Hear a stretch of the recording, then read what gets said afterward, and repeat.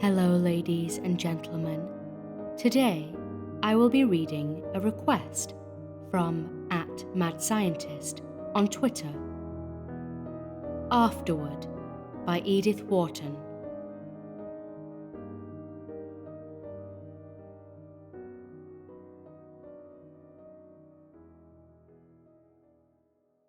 Afterward by Edith Wharton. 1. Oh, there is one, of course, but you'll never know it. The assertion, laughingly flung out 6 months earlier in a bright June garden, came back to Mary Boyne with a sharp perception of its latent significance as she stood in the December dusk, waiting for the lamps to be brought into the library. The words had been spoken by their friend Alida Stair as they sat at tea on her lawn at Pangbourne, in reference to the very house of which the library in question was the central, the pivotal feature.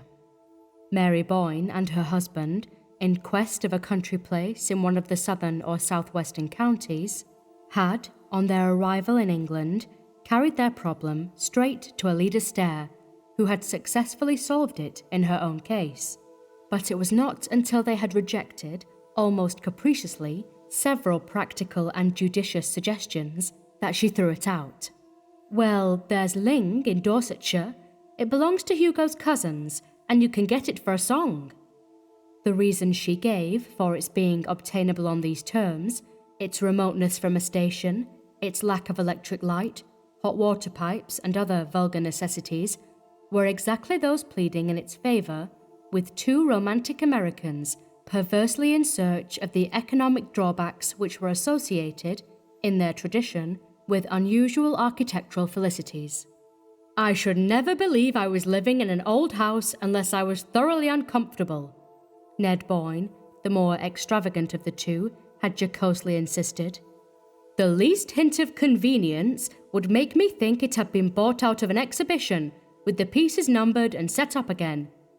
And they had proceeded to enumerate, with humorous precision, their various suspicions and exactions, refusing to believe that the house their cousin recommended was really Tudor till they learned it had no heating system, or that the village church was literally in the grounds, till she assured them of the deplorable uncertainty of the water supply.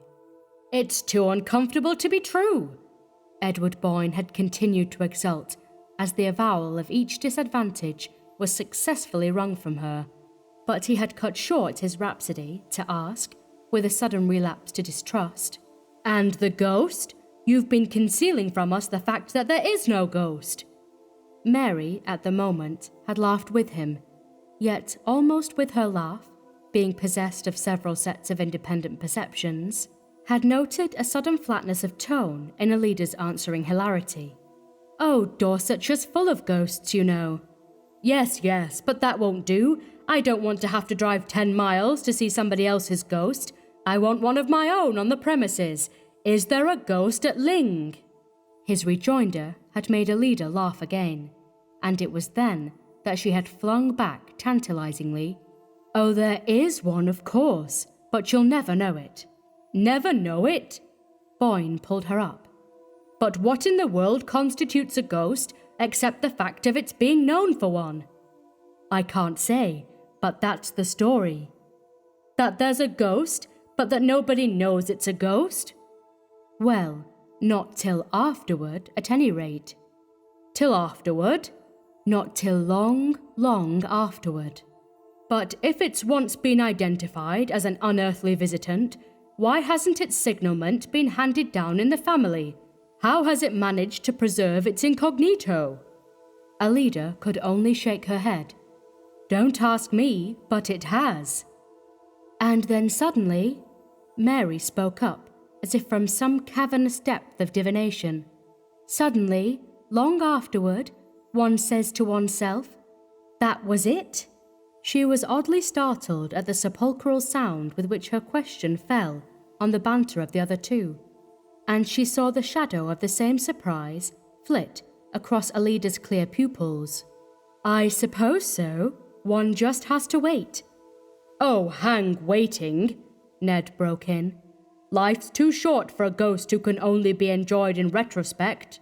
Can't we do better than that, Mary?" But it turned out that in the event they were not destined to, for within 3 months of their conversation with Mrs. Stair, they were established at Ling, and the life they had yearned for, to the point of planning it out in all its daily details, had actually begun for them. It was to sit in the thick December dusk, by just such a wide-hooded fireplace, under just such black oak rafters, with the sense that beyond the mullioned panes, the downs were darkening to a deeper solitude. It was for the ultimate indulgence in such sensations that Mary Boyne had endured for nearly 14 years the soul-deadening ugliness of the Middle West, and that Boyne had ground on doggedly at his engineering, till, with a suddenness that still made her blink, the prodigious windfall of the Blue Star Mine had put them at a stroke in possession of life and the leisure to taste it. They had never for a moment meant their new state to be one of idleness, but they meant to give themselves only to harmonious activities. She had her vision of painting and gardening against a background of grey walls. He dreamed of the production of his long-planned book on the economic basis of culture, and with such absorbing work ahead, no existence could be too sequestered. They could not get far enough from the world or plunge deep enough into the past. Dorsetshire had attracted them from the first by a semblance of remoteness out of all proportion to its geographical position, but to the Boynes it was one of the ever-recurring wonders of the whole incredibly compressed island, a nest of counties, as they put it, that for the production of its effects so little of a given quality went so far, that so few miles made a distance, and so short a distance a difference. "It's that," Ned had once enthusiastically explained, "that gives such depth to their effects, such relief to their least contrasts. They've been able to lay the butter so thick on every exquisite mouthful." The butter had certainly been laid on thick at Ling. The old grey house, hidden under a shoulder of the downs, had almost all the finer marks of commerce with a protracted past. The mere fact that it was neither large nor exceptional made it, to the Boynes, abound the more richly in its special sense, the sense of having been, for centuries, a deep, dim reservoir of life. The life had probably not been of the most vivid order. For long periods, no doubt, it had fallen as noiselessly into the past as the quiet drizzle of autumn fell, hour after hour, into the green fish pond between the yews. But these backwaters of existence sometimes breed, in their sluggish depths, strange acuities of emotion, and Mary Boyne had felt, from the first, the occasional brush of an intenser memory. The feeling had never been stronger than on the December afternoon, when, waiting in the library for the belated lamps, she rose from her seat and stood among the shadows of the hearth. Her husband had gone off, after luncheon, for one of his long tramps on the downs. She had noticed of late that he preferred to be unaccompanied on these occasions, and, in the tried security of their personal relations, had been driven to conclude that his book was bothering him, and that he needed the afternoons to turn over in solitude the problems left from the morning's work. Certainly, the book was not going as smoothly as she had imagined it would, and the lines of perplexity between his eyes had never been there in his engineering days. Then, he had often looked fagged to the verge of illness, but the native demon of worry had never branded his brow. Yet, the few pages he had so far read to her, the introduction and a synopsis of the opening chapter, gave evidences of a firm possession of his subject and a deepening confidence in his powers. The fact threw her into deeper perplexity, since now that he had done with business and its disturbing contingencies, the one other possible element of anxiety was eliminated, unless it were his health then. But physically he had gained since they had come to Dorsetshire. grown robuster, ruddier, and fresher-eyed. It was only within a week that she had felt in him the undefinable change that made her restless in his absence, and as tongue-tied in his presence, as though it were she who had a secret to keep from him. The thought that there was a secret somewhere between them struck her with a sudden smart rap of wonder, and she looked about her down the dim, long room. "Can it be the house?" she mused. The room itself might have been full of secrets. They seemed to be piling themselves up, as evening fell, like the layers and layers of velvet shadow dropping from the low ceiling, the dusky walls of books, the smoke-blurred sculpture of the hooded hearth. "Why, of course, the house is haunted," she reflected. The ghost, a leader's imperceptible ghost, after figuring largely in the banter of their first month or two at Ling, had been gradually discarded as too ineffectual for imaginative use.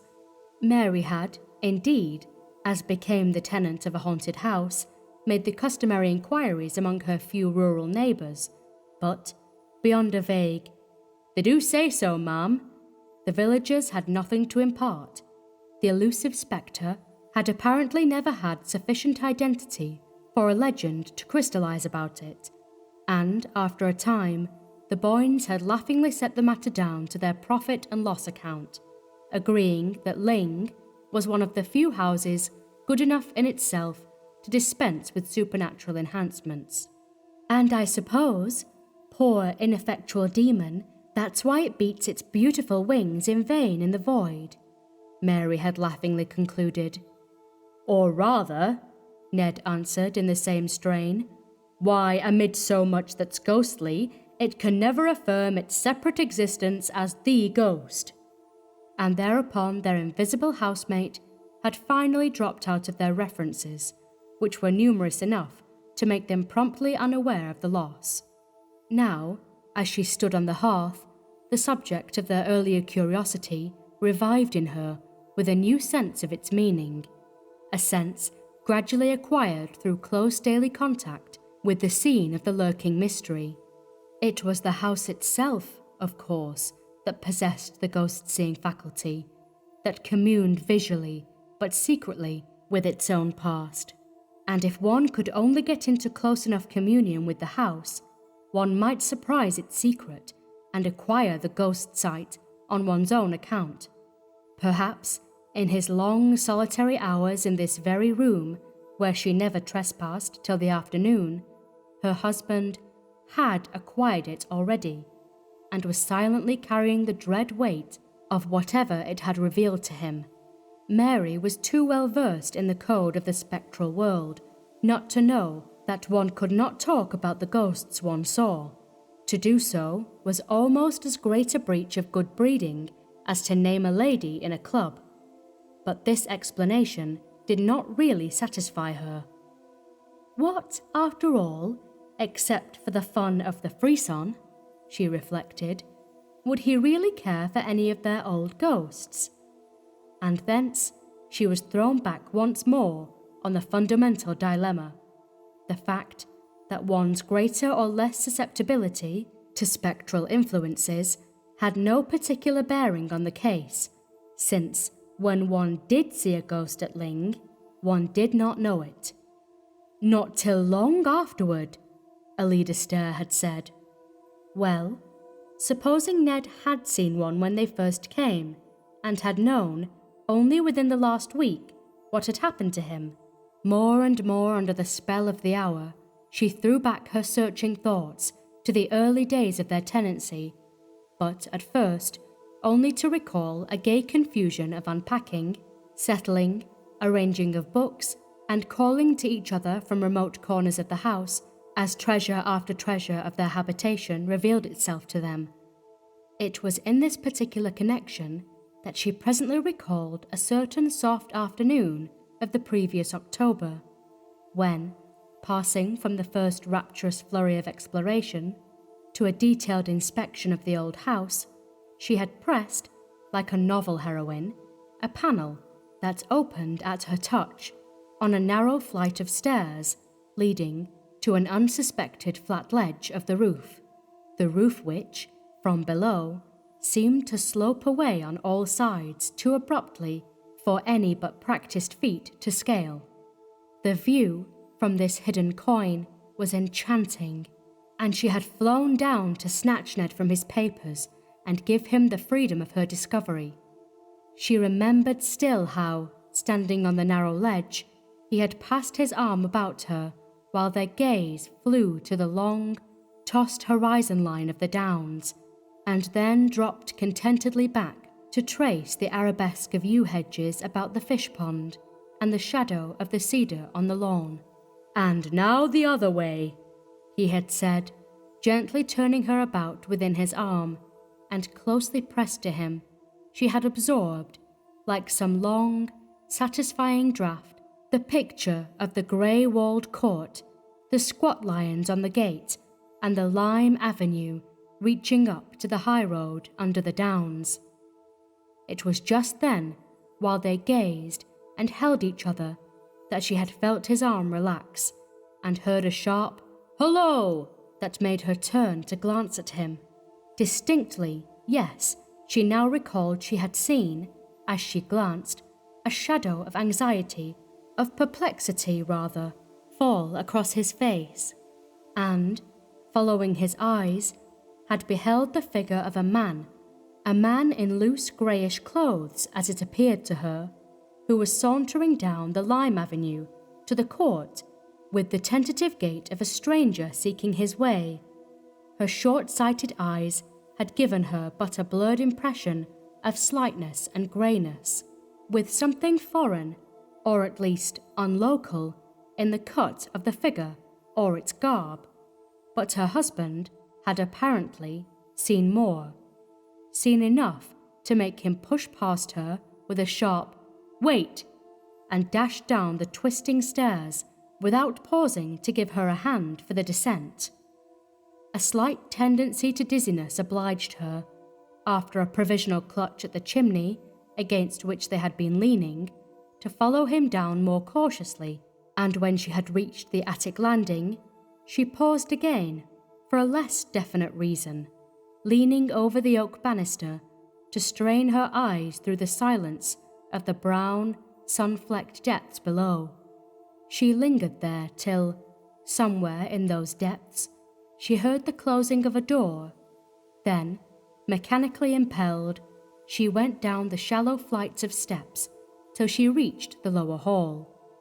The front door stood open on the mild sunlight of the court, and hall and court were empty. The library door was open too, and after listening in vain for any sound of voices within, she quickly crossed the threshold and found her husband alone, vaguely fingering the papers on his desk. He looked up, as if surprised at her precipitate entrance, but the shadow of anxiety had passed from his face, leaving it even, as she fancied, a little brighter and clearer than usual. "What was it? Who was it?" she asked. "Who?" he repeated, with the surprise still all on his side. "The man we saw coming toward the house." Boyne shrugged his shoulders. "So I thought, but he must have got up steam in the interval. What do you say to our trying a scramble up Meldon Steep before sunset?" That was all. At the time the occurrence had been less than nothing, had, indeed, been immediately obliterated by the magic of their first vision from Meldon Steep, a height which they had dreamed of climbing ever since they had first seen its bare spine heaving itself above the low roof of Ling. Doubtless it was the mere fact of the other's incidents having occurred on the very day of their ascent to Meldon that had kept it stored away in the unconscious fold of association from which it now emerged, for in itself it had no mark of the portentous.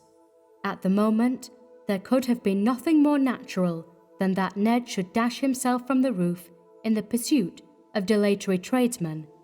It was the period when they were always on the watch for one or the other of the specialists employed about the place, always lying in wait for them, and dashing out at them with questions, reproaches, or reminders, and certainly, in the distance, the grey figure had looked like Peter's. Yet now, as she reviewed the rapid scene, she felt her husband's explanation of it to have been invalidated by the look of anxiety on his face.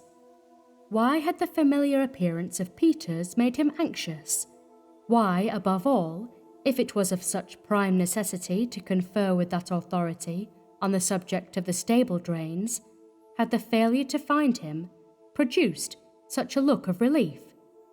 Mary could not say that any one of these considerations had occurred to her at the time. Yet, from the promptness with which they now marshalled themselves at her summons, she had a sudden sense that they must all along have been there, waiting their hour. 2. Weary with her thoughts, she moved toward the window. The library was now completely dark, and she was surprised to see how much faint light the outer world still held. As she peered out into it across the court, a figure shaped itself in the tapering perspective of bare lines. It looked a mere blot of deeper grey in the greyness, and, for an instant, as it moved toward her, her heart thumped to the thought, "It's the ghost!" She had time, in that long instant, to feel suddenly that the man of whom, 2 months earlier, she had a brief, distant vision from the roof, was now, at his predestined hour, about to reveal himself as not having been Peter's, and her spirit sank under the impending fear of the disclosure. But, almost with the next tick of the clock, the ambiguous figure, gaining substance and character, showed itself even to her weak sight as her husband's, and she turned away to meet him as he entered with the confession of her folly. "It's really too absurd," she laughed out from the threshold. "But I never can remember." "Remember what?" Boyne questioned as they drew together. "That when one sees the Ling ghost, one never knows it." Her hand was on his sleeve, and he kept it there, but with no response in his gesture or in the lines of his fagged, preoccupied face. "Did you think you'd seen it?" he asked, after an appreciable interval. "Why, I actually took you for it, my dear, in my mad determination to spot it." "Me? Just now?" His arm dropped away, and he turned from her with the faint echo of her laugh. "Really, dearest, you'd better give it up if that's the best you can do." "Yes, I give it up. I give it up. Have you?" she asked, turning round on him abruptly. The parlour-maid had entered with letters and a lamp, and the light struck up into Boyne's face as he bent above the tray she presented. "Have you?" Mary perversely insisted when the servant had disappeared on her errand of illumination. "Have I what?" he rejoined absently, the light bringing out the sharp stamp of worry between his brows as he turned over the letters. "I never tried," he said, tearing open the wrapper of a newspaper. "Well, of course," Mary persisted. "The exasperating thing is that there's no use trying, since one can't be sure till so long afterward." He was unfolding the paper as if he had hardly heard her, but after a pause, during which the sheets rustled spasmodically between his hands, he lifted his head to say abruptly, "Have you any idea how long?" Mary had sunk into a low chair beside the fireplace. From her seat, she looked up, startled, at her husband's profile, which was darkly projected against the circle of lamplight. "No, none. Have you?" she retorted, repeating her former phrase with an added keenness of intention. Boyne crumpled the paper into a bunch, and then, inconsequently, turned back with it toward the lamp. "Lord, no, I only meant," he explained with a faint tinge of impatience. "Is there any legend, any tradition as to that?" "Not that I know of," she answered, but the impulse to add, "What makes you ask?" was checked by the reappearance of the parlour maid with tea and a second lamp. With the dispersal of shadows and the repetition of the daily domestic office, Mary Boyne felt herself less oppressed by that sense of something mutely imminent which had darkened her solitary afternoon. For a few moments, she gave herself silently to the details of her task, and when she looked up from it, she was struck to the point of bewilderment by the change in her husband's face. He had seated himself near the farther lamp and was absorbed in the perusal of his letters. But was it something he had found in them, or merely the shifting of her own point of view that had restored his features to their normal aspect? The longer she looked, the more definitely the change affirmed itself. The lines of painful tension had vanished, and such traces of fatigue as lingered were of the kind easily attributable to steady mental effort. He glanced up, as if drawn by her gaze, and met her eyes with a smile. "I'm dying for my tea, you know, and here's a letter for you," he said. She took the letter he held out in exchange for the cup she proffered him, and returning to her seat, broke the seal with the languid gesture of the reader whose interests are all enclosed in the circle of one cherished presence. Her next conscious motion was that of starting to her feet, the letter falling to them as she rose, while she held out to her husband a long newspaper clipping. "Ned, what's this? What does it mean?"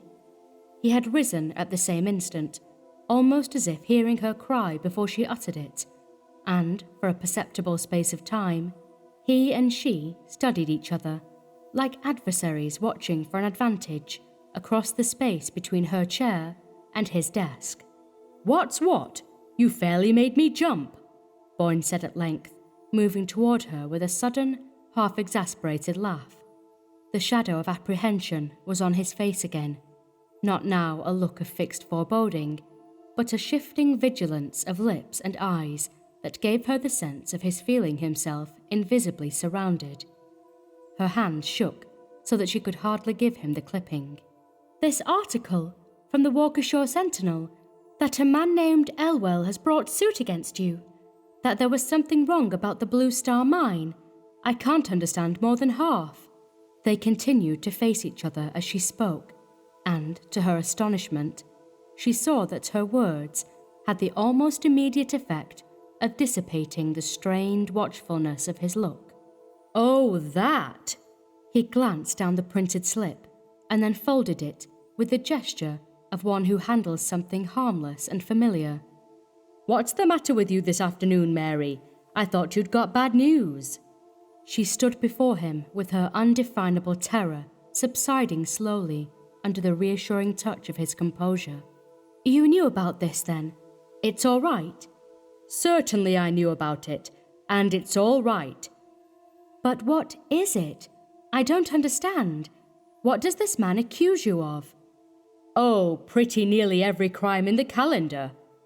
Boyne had tossed the clipping down and thrown himself comfortably into an armchair near the fire. "Do you want to hear the story? It's not particularly interesting, just a squabble over interests in the Blue Star." "But who is this Elwell? I don't know the name." "Oh, he's a fellow I put into it. Gave him a hand up. I told you all about him at the time." "I dare say. I must have forgotten." Vainly, she strained back among her memories. "But if you helped him, why does he make this return?" "Oh, probably some shyster lawyer got hold of him and talked him over. It's all rather technical and complicated. I thought that kind of thing bored you." His wife felt a sting of compunction. Theoretically, she deprecated the American wife's detachment from her husband's professional interests, but in practice, she had always found it difficult to fix her attention on Boyne's report of the transactions in which his varied interests involved him. Besides, she had felt from the first that in a community where the amenities of living could be obtained only at the cost of efforts as arduous as her husband's professional labours, Such brief leisure as they could command should be used as an escape from immediate preoccupations, a flight to the life they always dreamed of living. Once or twice, now that this new life had actually drawn its magic circle about them, she had asked herself if she had done right, but hitherto such conjectures had been no more than the retrospective excursions of an active fancy. Now, for the first time, it startled her a little to find how little she knew of the material foundation on which her happiness was built. She glanced again at her husband and was reassured by the composure of his face, yet she felt the need of more definite grounds for her reassurance. "But doesn't this suit worry you? Why have you never spoken to me about it?" He answered both questions at once. "I didn't speak of it at first because it did worry me, annoyed me rather, but it's all ancient history now. Your correspondent must have got hold of a back number of the Sentinel." She felt a quick thrill of relief. "You mean it's over? He's lost his case?" There was a just perceptible delay in Boyne's reply. "The suit's been withdrawn, that's all." But she persisted, as if to exonerate herself from the inward charge of being too easily put off. "Withdrawn because he saw he had no chance?" "Oh, he had no chance," Boyne answered. She was still struggling with a dimly felt perplexity at the back of her thoughts. "How long ago was it withdrawn?" He paused, as if with a slight return of his former uncertainty. "I've just had the news now, but I've been expecting it." "Just now? In one of your letters?" "Yes, in one of my letters." She made no answer, and was aware only, after a short interval of waiting, that he had risen and, strolling across the room, had placed himself on the sofa at her side. She felt him, as he did so, pass an arm about her. She felt his hand seek hers and clasp it, and, turning slowly, drawn by the warmth of his cheek, she met the smiling clearness of his eyes. "It's all right.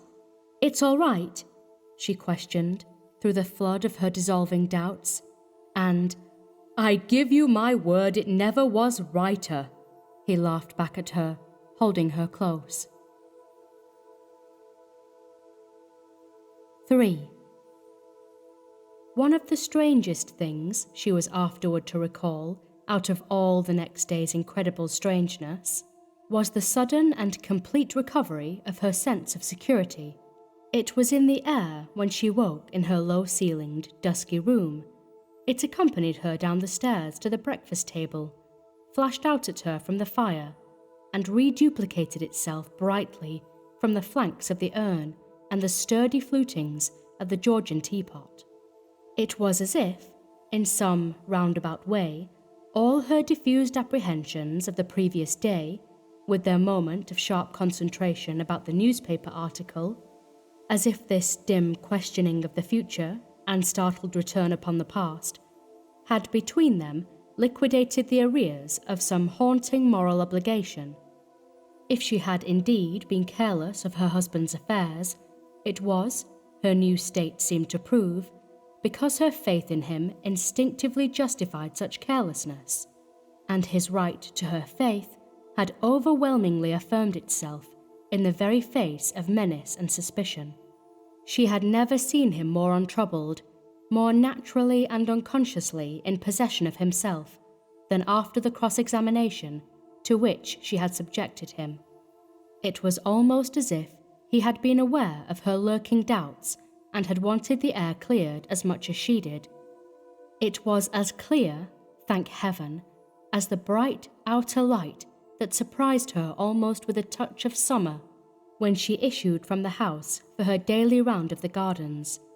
She had left Boyne at his desk, indulging herself, as she passed the library door, by a last peep at his quiet face, where he bent, pipe in his mouth, above his papers, and now she had her own morning's task to perform. The task involved, on such charmed winter days, almost as much delighted loitering about the different quarters of her demesne as if spring were already at work on shrubs and borders. There were such inexhaustible possibilities still before her, such opportunities to bring out the latent graces of the old place without a single irreverent touch of alteration, that the winter months were all too short to plan what spring and autumn executed. And her recovered sense of safety gave, on this particular morning, a peculiar zest to her progress through the sweet, still place. She went first to the kitchen garden, where the espaliered pear trees drew complicated patterns on the walls, and pigeons were fluttering and preening about the silvery slated roof of their cot. There was something wrong about the piping of the hothouse, and she was expecting an authority from Dorchester who was to drive out between trains and make a diagnosis of the boiler. But when she dipped into the damp heat of the greenhouses, among the spiced scents and waxy pinks and reds of old-fashioned exotics, even the flora of Ling was in the note, she learned that the great man had not arrived, and, the day being too rare to waste in an artificial atmosphere, she came out again and paced slowly along the springy turf of the bowling green to the gardens behind the house. At their farther end rose a grass terrace, commanding, over the fish pond and the yew hedges, a view of the long house front with its twisted chimney stacks and the blue shadows of its roof angles, all drenched in the pale gold moisture of the air. Seen thus, across the level tracery of the yews, under the suffused mild light, it sent her, from its open windows and hospitably smoking chimneys, the look of some warm human presence, of a mind slowly ripened on a sunny wall of experience. She had never before had so deep a sense of her intimacy with it, such a conviction that its secrets were all beneficent, kept, as they said to children, for one's good, so complete a trust in its power to gather up her life and Ned's into the harmonious pattern of the long, long story it sat there weaving in the sun. She heard steps behind her, and turned, expecting to see the gardener, accompanied by the engineer from Dorchester. But only one figure was in sight, that of a youngish, slightly built man, who, for reasons she could not on the spot have specified, did not remotely resemble her preconceived notion of an authority on hothouse builders. The newcomer, on seeing her, lifted his hat and paused with the air of a gentleman, perhaps a traveller, desirous of having it immediately known that his intrusion is involuntary. The local fame of Ling occasionally attracted the more intelligent sightseer, and Mary half expected to see the stranger dissemble a camera or justify his presence by producing it, but he made no gesture of any sort, and after a moment, she asked, in a tone responding to the courteous deprecation of his attitude, "Is there anyone you wish to see?"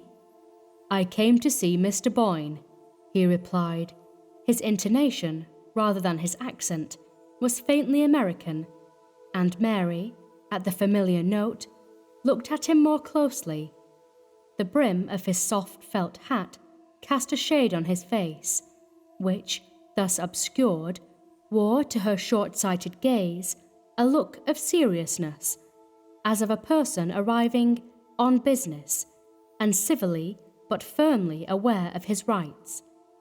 Past experience had made Mary equally sensible to such claims, but she was jealous of her husband's morning hours, and doubtful of his having given anyone the right to intrude on them. "Have you an appointment with Mr. Boyne?" she asked. He hesitated, as if unprepared for the question. "Not exactly an appointment," he replied. "Then I'm afraid, this being his working time, that he can't receive you now. Will you give me a message or come back later?" The visitor, again lifting his hat, briefly replied that he would come back later, and walked away as if to regain the front of the house. As his figure receded down the walk between the yew hedges, Mary saw him pause and look up an instant at the peaceful house front, bathed in faint winter sunshine, and it struck her, with a tardy touch of compunction, that it would have been more humane to ask if he had come from a distance, and to offer, in that case, to inquire if her husband could receive him. But, as the thought occurred to her, he passed out of sight behind a pyramidal U, and at the same moment her attention was distracted by the approach of the gardener, attended by the bearded pepper and salt figure of the boilermaker from Dorchester. The encounter with this authority led to such far-reaching issues that they resulted in his finding it expedient to ignore his train, and beguiled Mary into spending the remainder of the morning in absorbed confabulation among the greenhouses. She was startled to find, when the colloquy ended, that it was nearly luncheon time, and she half expected, as she hurried back to the house, to see her husband coming out to meet her.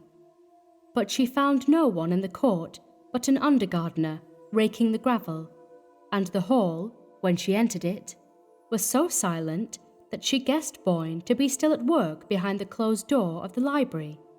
Not wishing to disturb him, she turned into the drawing-room, and there, at her writing table, lost herself in renewed calculations of the outlay to which the morning's conference had committed her. The knowledge that she could permit herself such follies had not yet lost its novelty, and somehow, in contrast to the vague apprehensions of the previous days, it now seemed an element of her recovered security, of the sense that, as Ned had said, things in general had never been righter.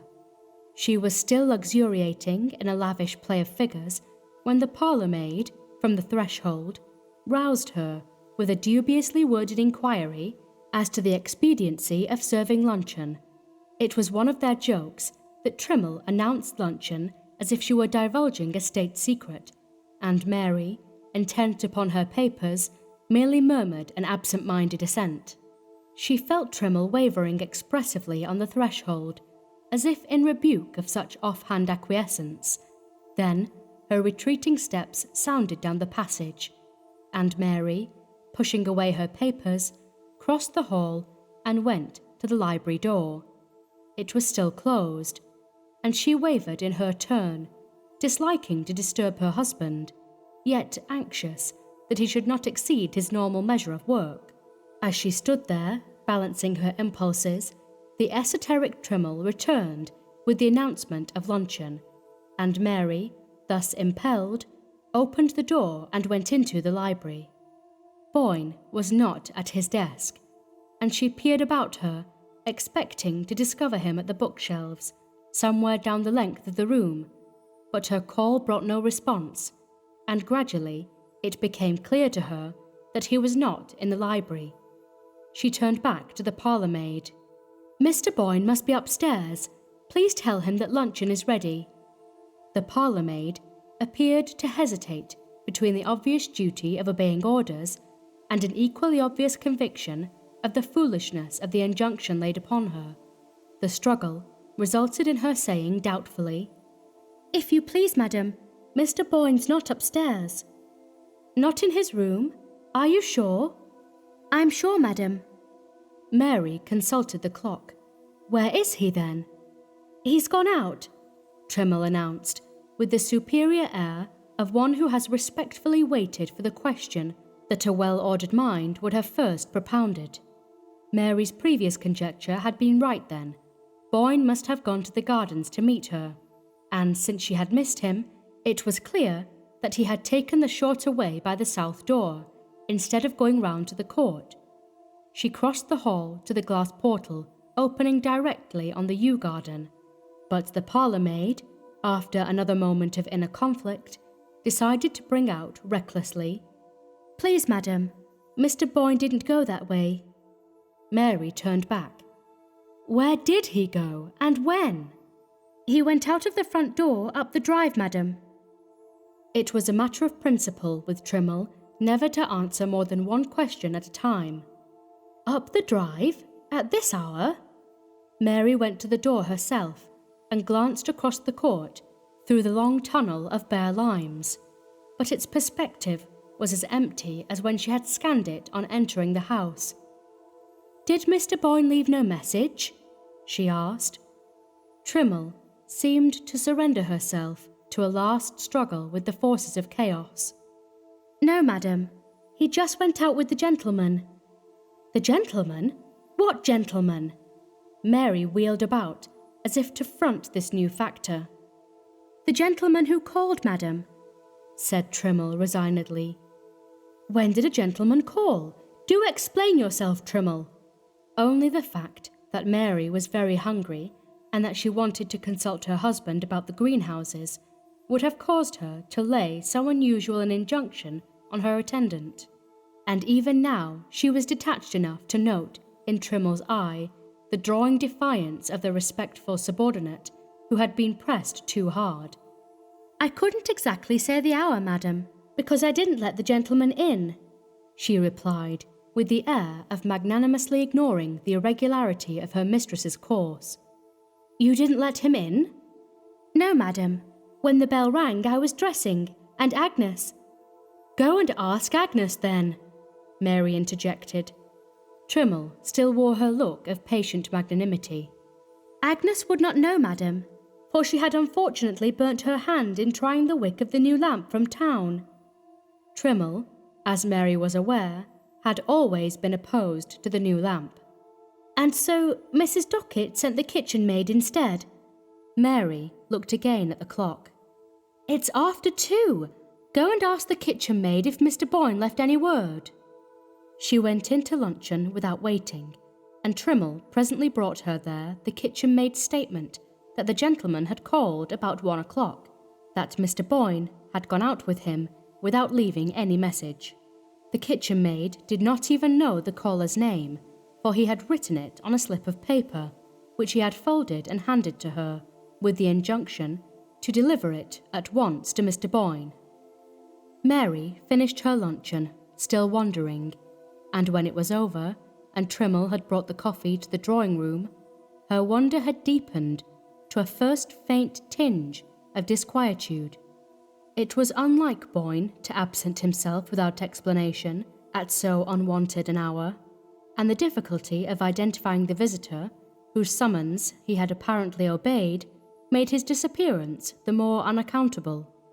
Mary Boyne's experience as the wife of a busy engineer, subject to sudden calls and compelled to keep irregular hours, had trained her to the philosophic acceptance of surprises. But since Boyne's withdrawal from business, he had adopted a Benedictine regularity of life. As if to make up for the dispersed and agitated years, with their stand-up lunches and dinners rattled down to the joltings of the dining car, he cultivated the last refinements of punctuality and monotony, discouraging his wife's fancy for the unexpected, and declaring that to a delicate taste there were infinite gradations of pleasure in the fixed recurrences of habit. Still, since no life can completely defend itself from the unforeseen, it was evident that all Boyne's precautions would sooner or later prove unavailable, and Mary concluded that he had cut short a tiresome visit by walking with his caller to the station, or at least accompanying him for part of the way. This conclusion relieved her from farther preoccupation, and she went out herself to take up her conference with the gardener. Thence she walked to the village post office, a mile or so away, and when she turned toward home, the early twilight was setting in. She had taken a footpath across the downs, and as Boyne, meanwhile, had probably returned from the station by the high road, there was little likelihood of their meeting on the way. She felt sure, however, of his having reached the house before her, so sure that, when she entered it herself, without even pausing to inquire of Trimmel, she made directly for the library. But the library was still empty, and with an unwanted precision of visual memory, she immediately observed that the papers on her husband's desk lay precisely as they had lain when she had gone in to call him to luncheon. Then, of a sudden, she was seized by a vague dread of the unknown. She had closed the door behind her on entering, and as she stood alone in the long, silent, shadowy room, her dread seemed to take shape and sound.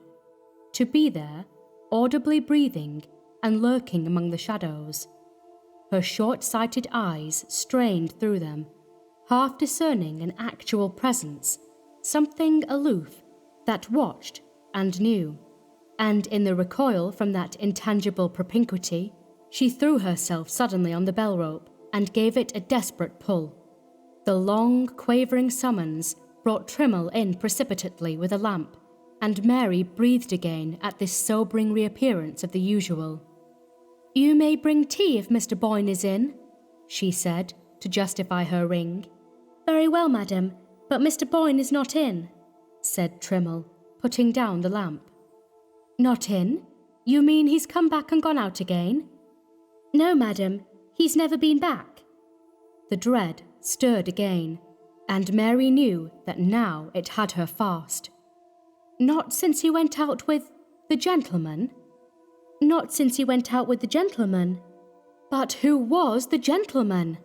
Mary gasped out, with the sharp note of someone trying to be heard through a confusion of meaningless noises. "That I couldn't say, madam."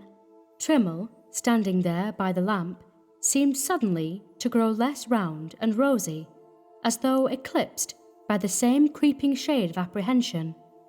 "But the kitchen maid knows. Wasn't it the kitchen maid who let him in?" "She doesn't know either, madam, for he wrote his name on a folded paper." Mary, through her agitation, was aware that they were both designating the unknown visitor by a vague pronoun instead of the conventional formula, which, till then, had kept their allusions within the bounds of custom. And, at the same moment, her mind caught at the suggestion of the folded paper. "But he must have a name.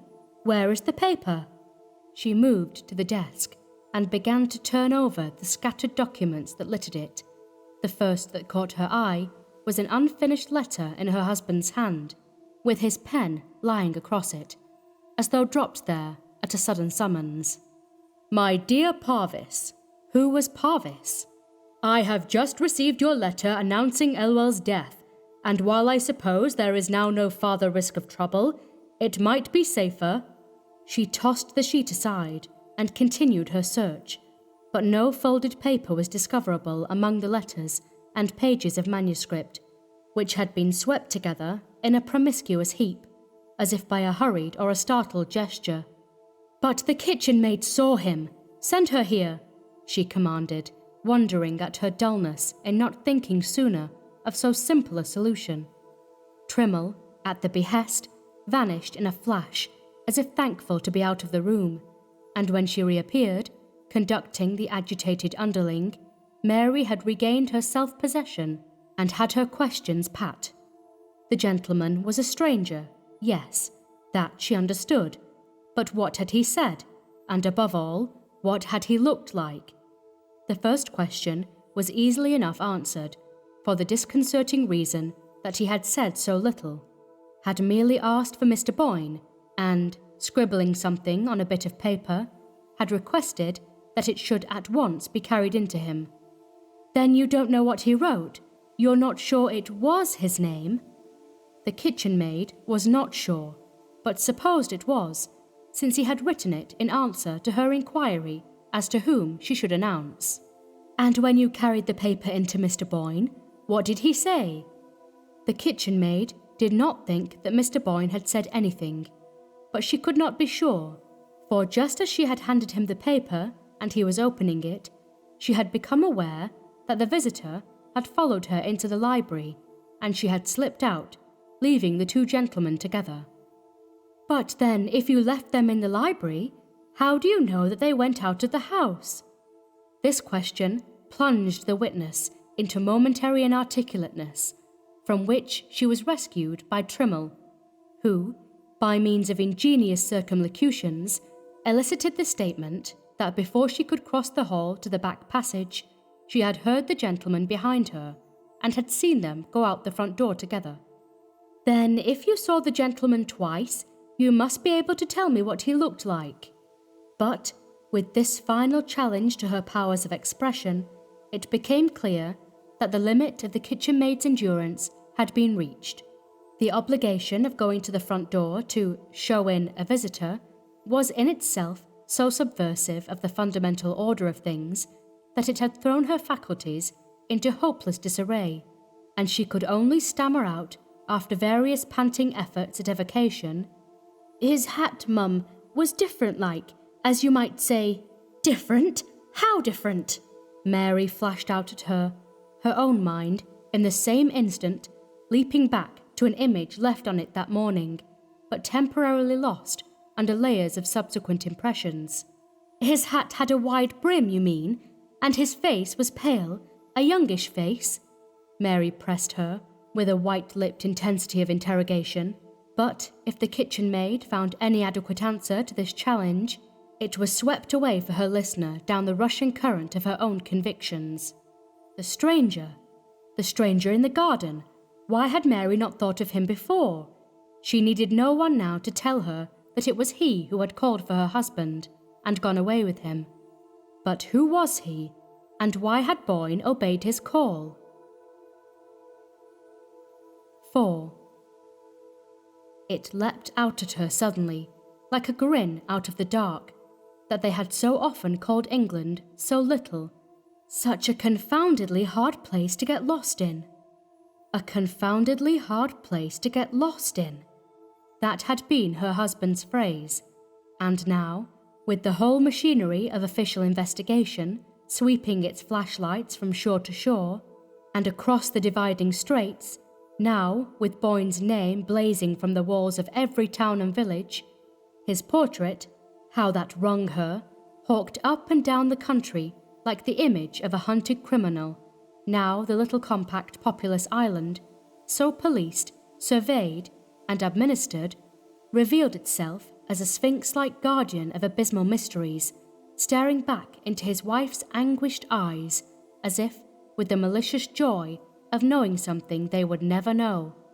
In the fortnight since Boyne's disappearance, there had been no word of him, no trace of his movements. Even the usual misleading reports that raise expectancy in tortured bosoms had been few and fleeting. No one but the bewildered kitchen maid had seen him leave the house, and no one else had seen the gentleman who accompanied him. All inquiries in the neighbourhood failed to elicit the memory of a stranger's presence that day in the neighbourhood of Ling. And no one had met Edward Boyne, either alone or in company, in any of the neighbouring villages, or on the road across the downs, or at either of the local railway stations. The sunny English noon had swallowed him as completely as if he had gone out into Cimmerian night. Mary, while every external means of investigation was working at its highest pressure, had ransacked her husband's papers for any trace of antecedent complications, of entanglements or obligations unknown to her that might throw a faint ray into the darkness. But if any such had existed in the background of Boyne's life, they had disappeared as completely as the slip of paper on which the visitor had written his name. There remained no possible thread of guidance, except, if it were indeed an exception, the letter which Boyne had apparently been in the act of writing when he received his mysterious summons. That letter, read and reread by his wife and submitted by her to the police, yielded little enough for conjecture to feed on. "I have just heard of Elwell's death, and while I suppose there is now no farther risk of trouble, it might be safer." That was all. The risk of trouble was easily explained by the newspaper clipping which had apprised Mary of the suit brought against her husband by one of his associates in the Blue Star enterprise. The only new information conveyed in the letter was the fact of its showing Boyne, when he wrote it, to still be apprehensive of the results of the suit, though he had assured his wife that it had been withdrawn, and though the letter itself declared that the plaintiff was dead. It took several weeks of exhaustive cabling to fix the identity of the Parvis to whom the fragmentary communication was addressed. But even after these inquiries had shown him to be a Walkershire lawyer, no new facts concerning the Elwell suit were elicited. He appeared to have had no direct concern in it, but to have been conversant with the facts merely as an acquaintance and possible intermediary, and he declared himself unable to divine with what object Boyne intended to seek his assistance. This negative information, sole fruit of the first fortnight's feverish search, was not increased by a jot during the slow weeks that followed. Mary knew that the investigations were still being carried on, but she had a vague sense of their gradually slackening as the actual march of time seemed to slacken. It was as though the days, flying horror-struck from the shrouded image of the one inscrutable day, gained assurance as the distance lengthened, till at last they fell back into their normal gait. And so with the human imaginations at work on the dark event. No doubt it occupied them still, but week by week and hour by hour it grew less absorbing, took up less space, was slowly but inevitably crowded out of the foreground of consciousness by the new problems perpetually bubbling up from the vaporous cauldron of human experience. Even Mary Boyne's consciousness gradually felt the same lowering of velocity. It still swayed with the incessant oscillations of conjecture, but they were slower, more rhythmical in their beat. There were moments of overwhelming lassitude when, like the victim of some poison which leaves the brain clear but holds the body motionless, she saw herself domesticated with the horror, accepting its perpetual presence as one of the fixed conditions of life. These moments lengthened into hours and days, till she passed into a phase of stolid acquiescence. She watched the familiar routine of life with the incurious eye of a savage on whom the meaningless processes of civilization make but the faintest impression. She had come to regard herself as part of the routine, a spoke of the wheel revolving with its motion.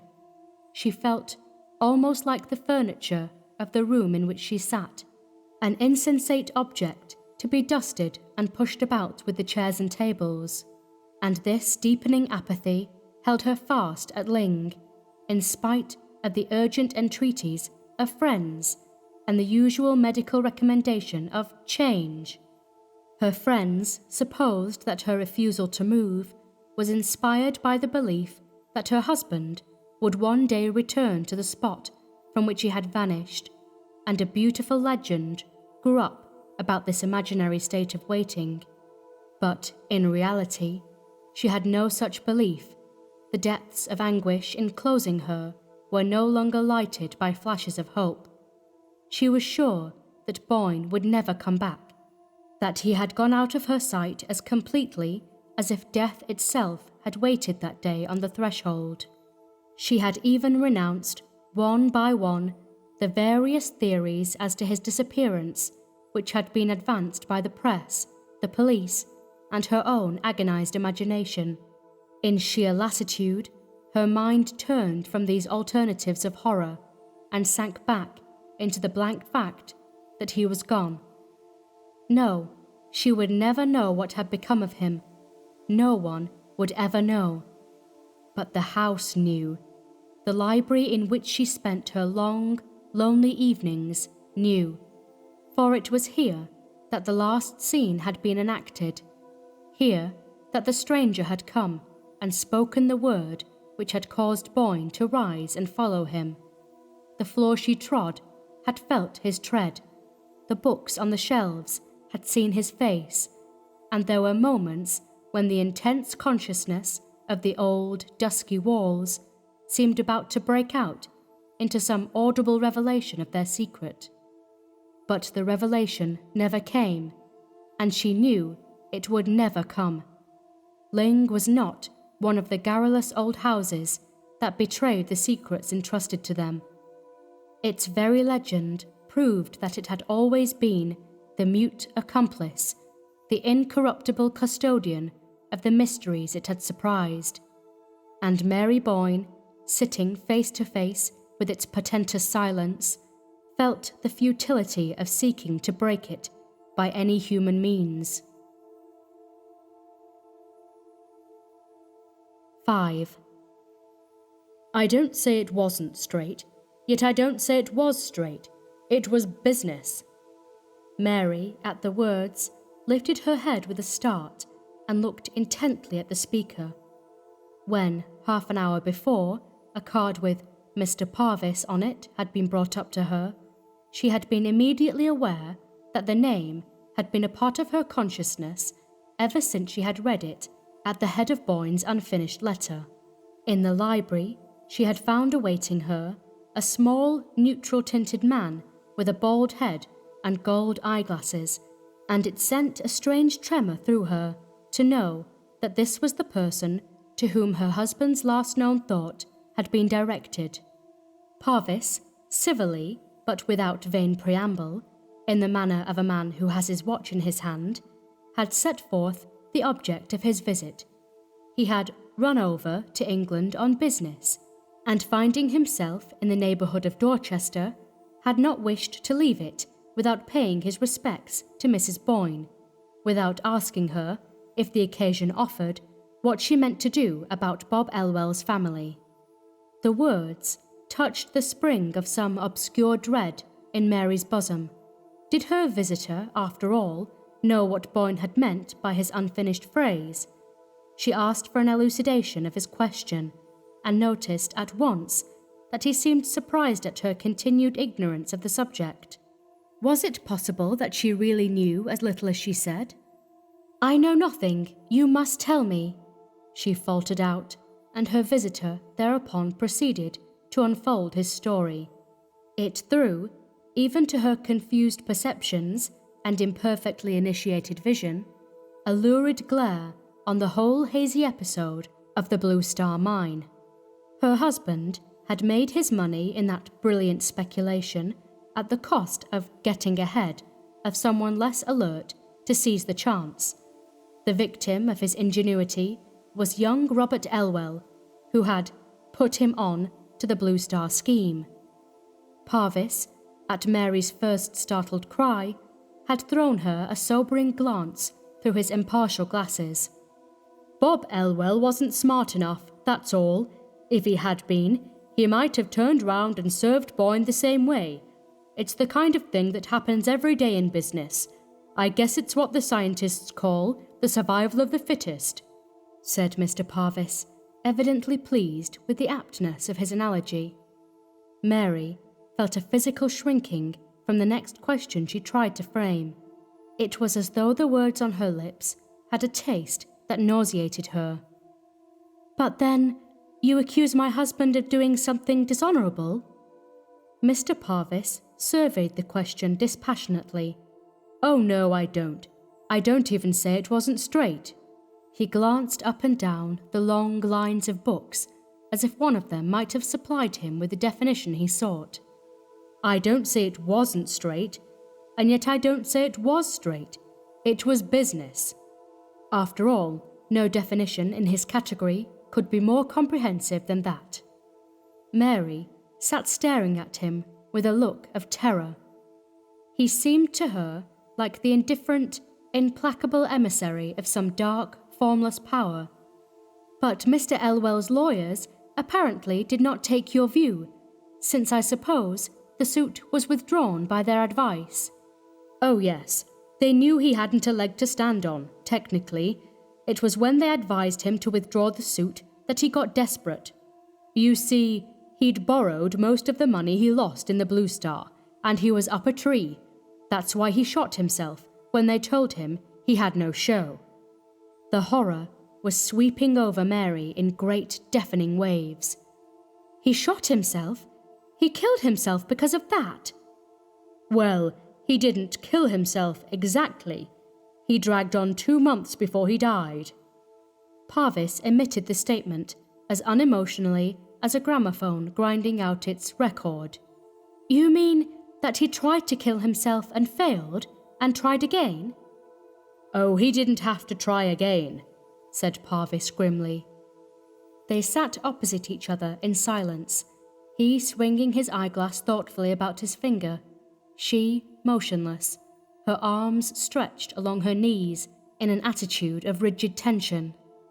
"But if you knew all this," she began at length, hardly able to force her voice above a whisper, "how is it that when I wrote to you at the time of my husband's disappearance, you said you didn't understand his letter?" Parvis received this without perceptible discomfiture. "Why, I didn't understand it, strictly speaking, and it wasn't the time to talk about it if I had. The Elwell business was settled when the suit was withdrawn.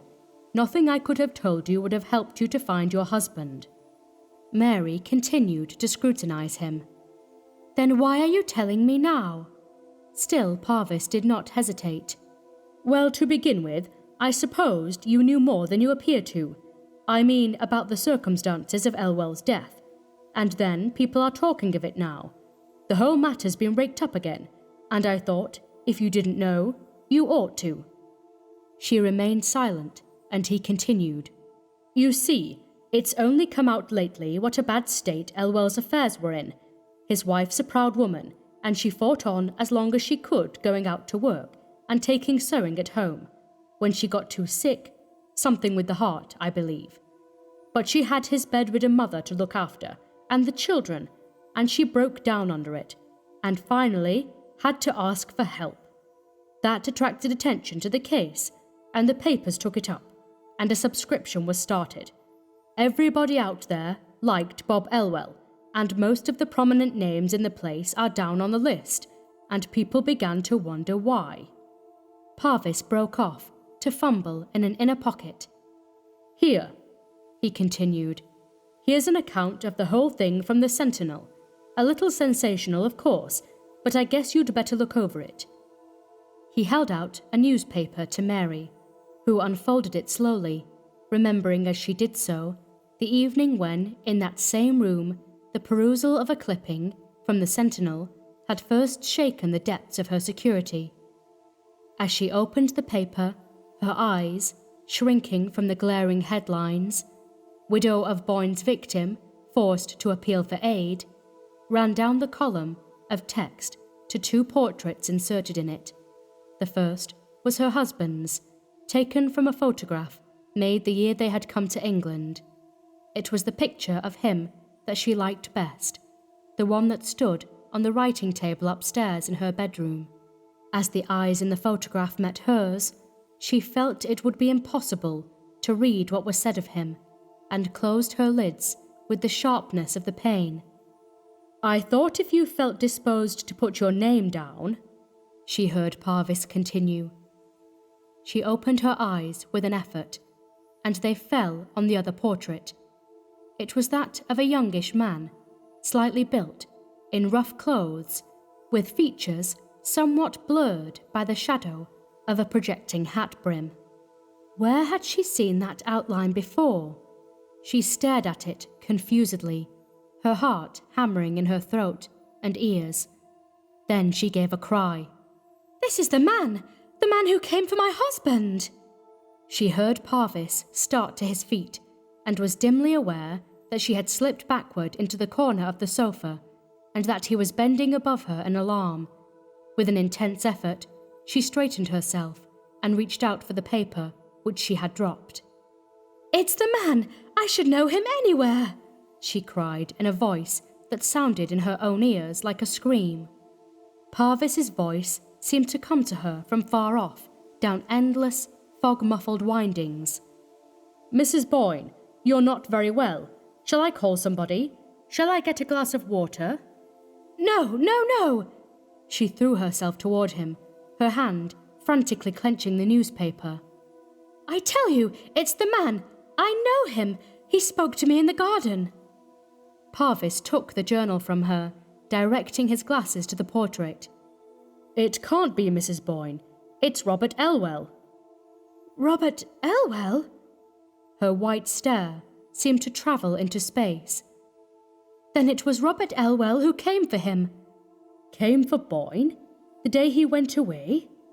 Parvis's voice dropped as hers rose. He bent over, laying a fraternal hand on her, as if to coax her gently back into her seat. "Why, Elwell was dead, don't you remember?" Mary sat with her eyes fixed on the picture, unconscious of what he was saying. "Don't you remember Boyne's unfinished letter to me, the one you found on his desk that day? It was written just after he'd heard of Elwell's death." She noticed an odd shake in Parvis's unemotional voice. "Surely you remember that," he urged her. Yes, she remembered. That was the profoundest horror of it. Elwell had died the day before her husband's disappearance, and this was Elwell's portrait, and it was the portrait of the man who had spoken to her in the garden. She lifted her head and looked slowly about the library. The library could have borne witness that it was also the portrait of the man who had come in that day to call Boyne from his unfinished letter. Through the misty surgings of her brain, she heard the faint boom of half-forgotten words, words spoken by Alida Stair on the lawn at Pangbourne, before Boyne and his wife had ever seen the house at Ling, or had imagined that they might one day live there. "This was the man who spoke to me," she repeated. She looked again at Parvis. He was trying to conceal his disturbance under what he imagined to be an expression of indulgent commiseration, but the edges of his lips were blue.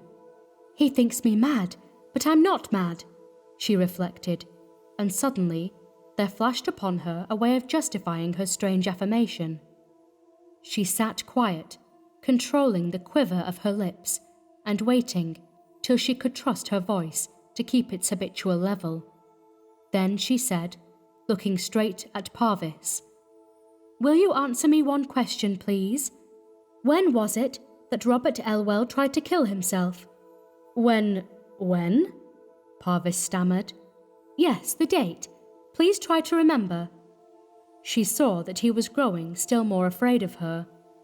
"I have a reason," she insisted gently. Yes, only I can't remember. About 2 months before, I should say." "I want the date," she repeated. Parvis picked up the newspaper. "We might see here," he said, still humouring her. He ran his eyes down the page. "Here it is. Last October, She caught the words from him. "The 20th, wasn't it?" With a sharp look at her, he verified. "Yes, the 20th. Then you did know." "I know now." Her white stare continued to travel past him. "Sunday the 20th. That was the day he came first." Parvis's voice was almost inaudible. "Came here first?" "Yes." "You saw him twice, then?" "Yes, twice." She breathed it at him with dilated eyes. "He came first on the 20th of October. I remember the date because it was the day we went up Meldon Steep for the first time."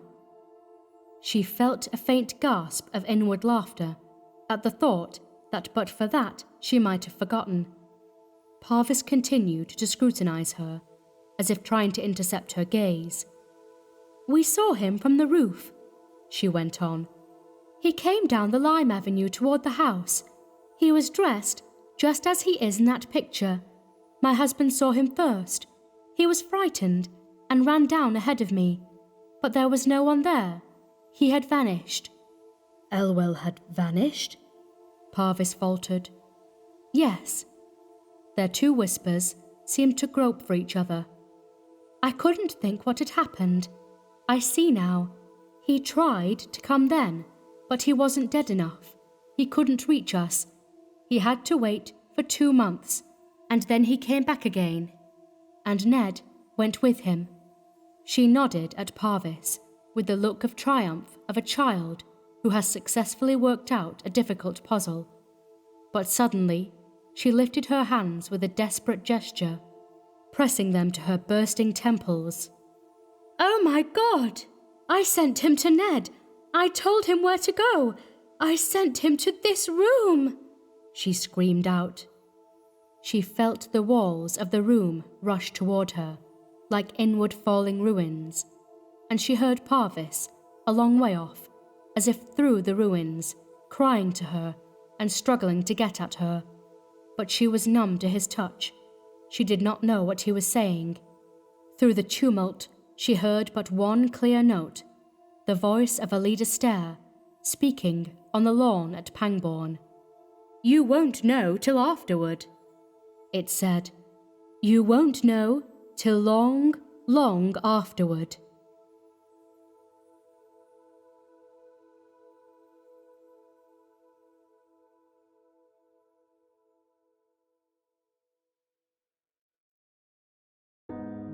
As always, thank you for listening.